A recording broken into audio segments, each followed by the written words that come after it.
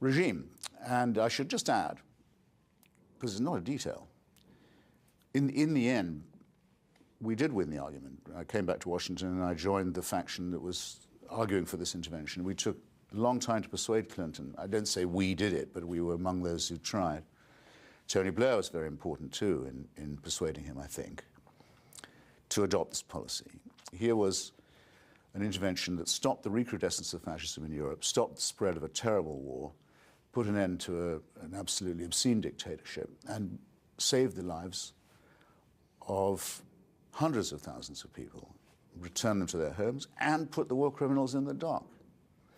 And most of the left, not all, because people like myself and Susan Sontag and David Reif and the Tribune group in the British Parliamentary Labour Party and many other honourable leftists were for it.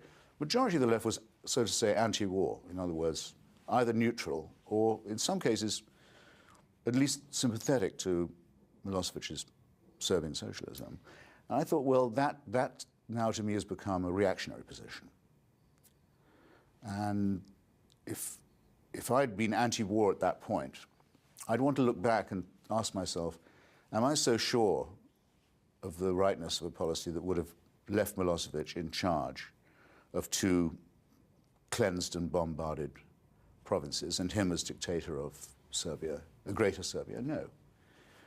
But this outbreak of self-criticism has yet to occur among many of my comrades, I'm sorry to say. There are some extraordinary public moments in your journey away from the left. Tell us about the voice message left by the old communist diehard Dorothy Healey after you volunteered to testify against Bill Clinton and his aides, accusing them of lying when they said they were not slandering privately and defaming privately Monica Lewinsky. Slandering and defaming publicly and privately Monica Lewinsky and several other truth-telling female witnesses, I might add. Well, I can't do Dorothy's wonderful, rasping old street fighter voice, but she was a veteran Stalinist who could claim credit, among other things, for recruiting Angela Davis to the Communist Party. And she and I had been friends of a kind. But she thought that to offer to tell my side of the story to a House hearing on the impeachment of the president was like my going to volunteer to testify to McCarthy hearings or something. I mean, there is somewhere on the left a deep belief that you're a stool pigeon if you're willing to give evidence. Can you remember what she said? Because well, yeah, I pretty much. I can't do her voice, but with you stinking little rat. I can't do her rasping street fighting voice, but it was. So I won't even try. But it was, "Hey there, you scab and stoolie and rat fink. You know, I hope you die. There's no hell too hot for traitors like you." I mean, going on in this absolutely amazing way.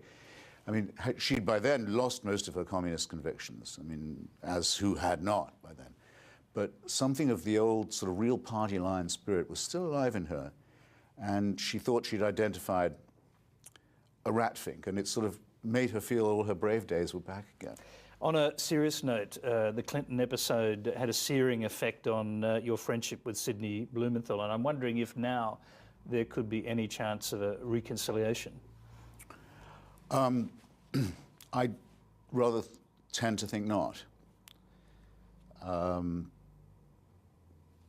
He considered himself to have been injured by me, and I can perfectly see his point of view.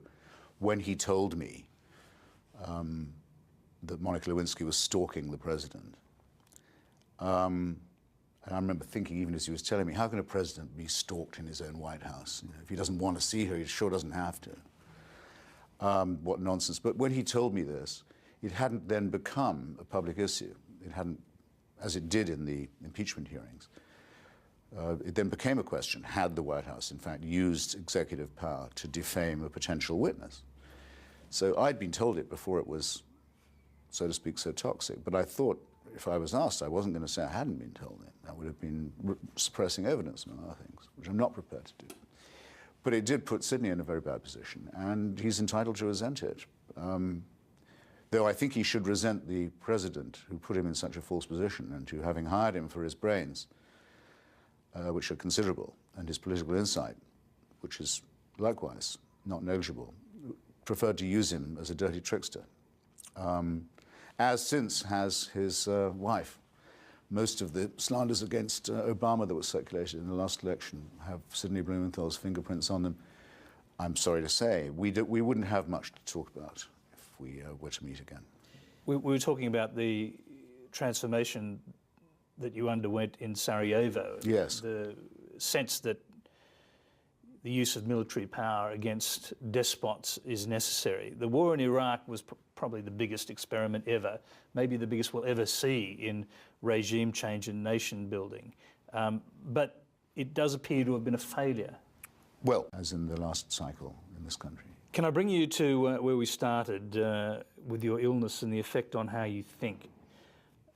It's clear from the way you were talking that you're still engaged with the ongoing conflicts in the world around you. I mean, is that necessarily part of your condition, that you remain engaged with what's happening in contemporary politics in the United States, so you don't sort of drift away from that and start thinking only about the bigger issues? Well, I think... By which I mean life and death. Yes. Well, all the time I've been doing this, and I've always spent a good bit of my life on the political questions and trying to keep up with them and trying to influence the outcome as best I can. I've always known I was going to die. And I've always known that, in theory, it could be any day. So all I know is that squared now. It doesn't remove my interest, no. Because if one wanted to become, or had a tendency to become cynical and burned out, I think you're just as likely to do it when you've got a comfy middle age to look forward to, as not. Hope that's a fair answer. Christopher, we're really very happy that you're able to keep your side of the bargain with us. Well, very nice of you to offer me. All I can say is thank you. Well, and until next time. Yes, absolutely. Many more times.